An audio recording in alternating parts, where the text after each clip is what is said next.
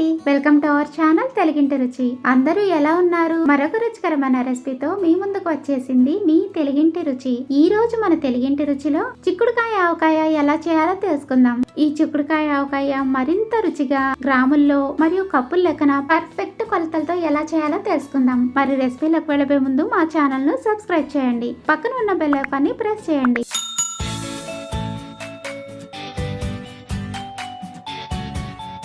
ముందుగా 55 గ్రాముల చింతపండు తీసుకొని అర గ్లాస్ నీళ్లు పోసి ఒక అరగంట సేపు నానబెట్టుకుందాం. ఇప్పుడు స్టవ్ మీద ఒక పాన్ పెట్టుకొని అర స్పూన్ మెంతులు వేసి సిమ్ లో మంచి సువాసన వచ్చే వరకు దోరగా వేయించుకోవాలి. ఇలా దోరగా వేగిన తర్వాత స్టవ్ ఆఫ్ చేసేసుకుందాం. ఇప్పుడు అందులోనే ఒక స్పూన్ ఆవాలు కూడా వేసుకుందాం. కళాయి వేడికి ఆవాలు కూడా వేడెక్కి త్వరగా నలుగుతాయండి. ఇవి చల్లారాక ఫైన్ పౌడర్ లా గ్రైండ్ చేసుకుందాం. ఇప్పుడు అందులోనే చిన్న అల్లం ముక్క, గర్భాలుగా వలుచుకున్న ఒక వెల్లుల్లిపాయ కూడా వేసి పచ్చా పచ్చాగా బ్లెండ్ చేసుకొని ఒక బౌల్ లోకి తీసుకొని పక్కన పెట్టుకుందాం. అల్లం ముక్క వేయటం వల్ల ఈ చిక్కుడు ఆవకాయకి మరింత రుచి యాడ్ అవుతుంది. ఇప్పుడు ముందుగా నానబెట్టిన చింతపండును చిక్కని గుజ్జులా తీసుకొని ఇలా ఫిల్టర్ చేసుకోవాలి. నీళ్లు మరీ ఎక్కువ పోయకూడదు. చింతపండు గుజ్జులో నీళ్లు మరీ ఎక్కువ పోస్తే చింతపండు గుజ్జు ఉడకడానికి చాలా సమయం పడుతుంది. నేను ఇక్కడ అర గ్లాస్ నుంచి 3/4 గ్లాస్ వాటర్ తీసుకున్నానండి.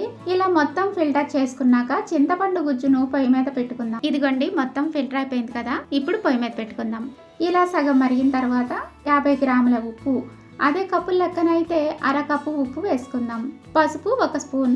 ఉప్పు కరిగి చింతపండు గుజ్జు చిక్కపడే వరకు సిమ్లో పెట్టుకొని ఉడికించుకోవాలి. ఈ చింతపండు గుజ్జు ఉడకడానికి సుమారుగా 1/2 గంట సమయం పడుతుంది. ఇప్పుడు స్టవ్ ఆఫ్ చేసేసుకుందాం. ముందుగా 1/2 కిలో చిక్కుడుకాయలు తీసుకుందాం. ఈ చిక్కుడుకాయలు ఆవకాయ పెట్టడానికి ముందు రోజే శుభ్రంగా వాష్ చేసుకొని కడిగి ఆరబెట్టుకొని ఉడికించుకోవాలి. తడి అస్సలు ఉండకూడదండి. తడి ఉంటే ఆవకాయ పాడైపోతుంది. నేను ఇక్కడ ముందుగానే చిక్కుడుకాయలన్నీ కడిగి తుడిచి ఆరబెట్టి పక్కన పెట్టుకున్నాను. ఇలా అటు ఇటు పీచు తీసేసుకోవాలండి.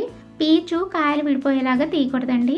చిక్కుడుకాయ ఆవకాయకి నాటు చిక్కుడుకాయలు అయితే పచ్చడి చాలా బాగుంటుంది. ఒకవేళ మీకు నాటు చిక్కుడుకాయలు దొరకకపోతే గింజ పెద్దవిగా ఉన్న చిక్కుడుకాయలైనా సరే తీసుకోవచ్చు.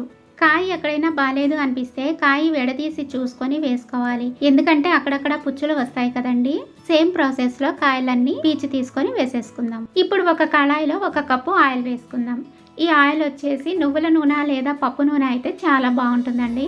ఇప్పుడు ముందుగా మనం వలిచి పక్కన పెట్టుకున్న చిక్కుడుకాయలు ఈ ఆయిల్లో వేసుకొని సిమ్లో వేయించుకుందాం.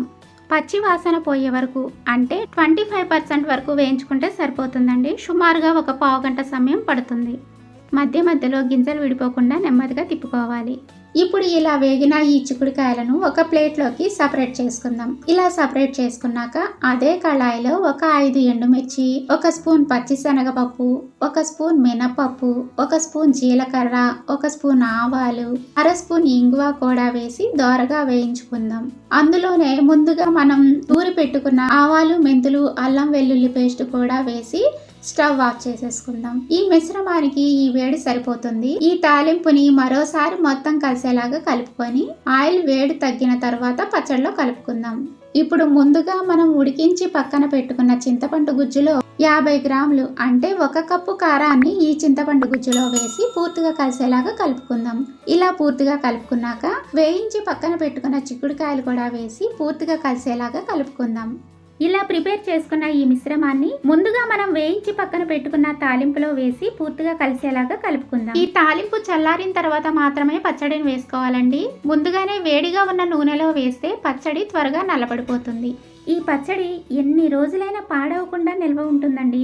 ఫ్రిడ్జ్ లో పెట్టుకుంటే కలర్ కూడా చేంజ్ అవ్వకుండా ఉంటుంది. మన సీజనల్ గా వచ్చే మామిడికాయ ఆవకాయ కన్నా కూడా చాలా టేస్ట్ గా ఉంటుంది. డిఫరెంట్ టేస్ట్ తో ఉంటుంది. అంతే అండి, ఎంతో రుచికరమైన చిక్కుడు ఆవకాయ రెడీ. మరి ఇంకెందుకు ఆలస్యం, మీరు కూడా ఈ రెసిపీని తప్పకుండా ట్రై చేసి ఎలా వచ్చిందో మాకు కామెంట్ బాక్స్ లో కామెంట్ చేయండి. మరిన్ని రుచికరమైన రెసిపీల కోసం తెలుగింటి రుచిని సబ్స్క్రైబ్ చేయండి. పక్కన ఉన్న బెల్ ఐకాన్ ని ప్రెస్ చేస్తే మా వీడియో అప్డేట్స్, నోటిఫికేషన్స్ అన్ని మీకు వస్తాయి. See you in next video.